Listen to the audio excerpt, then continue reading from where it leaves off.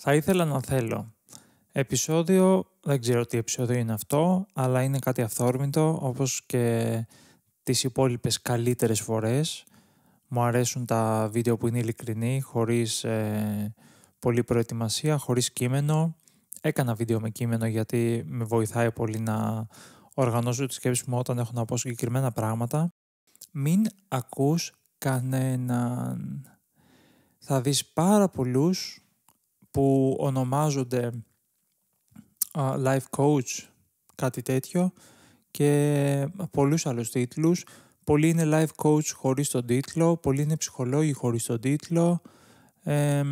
Αυτό που θέλω να πω είναι ότι όλοι οι άνθρωποι που θα σου πούν τους τρόπους ή τα βήματα ή το ένα ή το άλλο, κάτι θέλουν από σένα. Θέλουν την προσοχή σου, θέλουν το view που θα πάρουν από σένα, επειδή εσύ είσαι τόσο απεγνωσμένος και χαμένος, όπως όλοι είμαστε στη διαδρομή μας αυτή τη ζωή, και ψάχνεις να κρατηθείς από κάπου. Το πέρασα με τον, να αναφέρω ένα άτομο, ένα πολύ μεγάλο άτομο, τον Gary V, στο Spotify, στο YouTube, που είναι entrepreneur, είναι επαγγελματίας, είναι επιχειρηματίας, και επαγγελματίας σαν life και business coach θα έλεγα. Δεν θα βοηθηθείς, αλλά θα εντείνεις όλα αυτά που δεν κάνεις, που δεν είσαι, όλες αυτές οι ενοχές που έχεις, που δεν είσαι αυτό που θα έπρεπε με τα δεδομένα κάποιου άλλου να είσαι της κοινωνίας, κάποιου άλλου που έχει επηρεαστεί από την κοινωνία. Όλα τα διδάγματα που σου παρέχουν μέσα από το YouTube και τα λοιπά, δεν ισχύουν κατά πάσα πιθανότητα για σένα. Γιατί θα τα έκανες ήδη. Ό,τι σου λένε θα τα έκανες ήδη, δεν θα χρειαζόταν να μπει στο βίντεο του για να το κάνεις.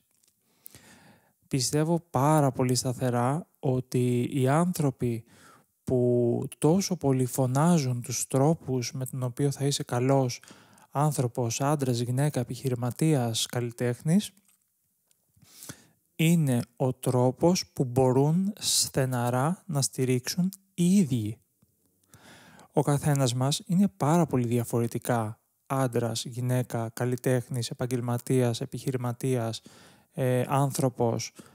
Ο καθένας με τον τρόπο του. Και όταν πάμε μέσα από ένα βίντεο, μέσα από ένα podcast, να χωρέσουμε στους τρόπους που πάνε να μας διδάξουν οι άλλοι, αυτό όχι απλά χτυπάει στις ενοχές, αλλά βαράει στο κεφάλι έτσι. Είναι αδιανόητο σε τι τρύπα μπορείς να πέσεις ακούγοντας αυτούς τους ανθρώπους. Ευτυχώς κατάφερα να φύγω μετά από πολύ καιρό, και τελευταίο καιρό που απέχω και από τα social κάπως και φροντίζω να υπάρχω μόνο για να κοινοποιώ τη δουλειά μου, τη μουσική μου, τις εικονογραφήσεις μου που κάνω, έχω βοηθεί πολύ από την αποχή μου από όλα αυτά.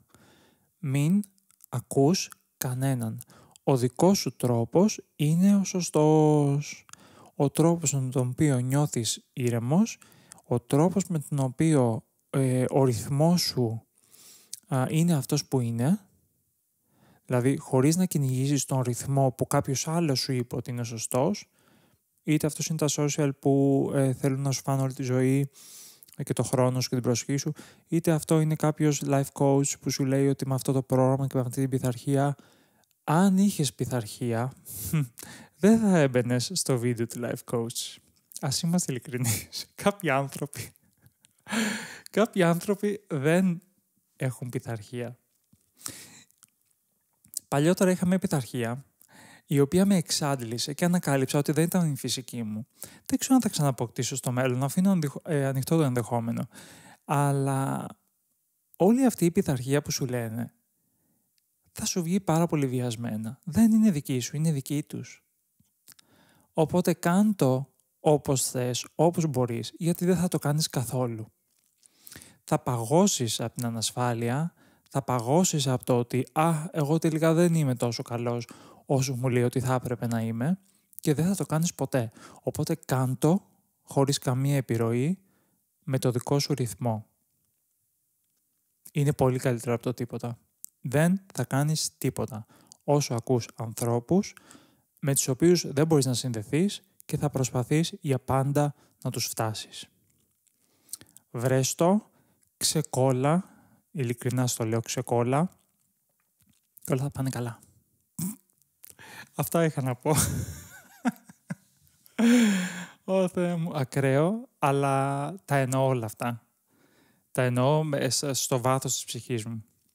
Ελπίζω να βοηθήσω κάποιον. Εγώ βοηθιέμαι που τα ακούω και τα θυμάμαι. Τα πέρασα, τα περνάω, αλλά είμαι σε ένα πάρα πολύ καλό σημείο ευτυχώς και χαίρομαι πολύ γι' αυτό. Να είστε καλά, να προσέχετε τον εαυτό σας και να δημιουργείτε την τέχνη σας ή οτιδήποτε δημιουργείτε. Πολλά πράγματα είναι τέχνη που δεν το ξέρουμε, δεν το έχουμε σκεφτεί, αλλά αν το αναλύσουμε θα δούμε ότι είναι. Τα φιλιά μου.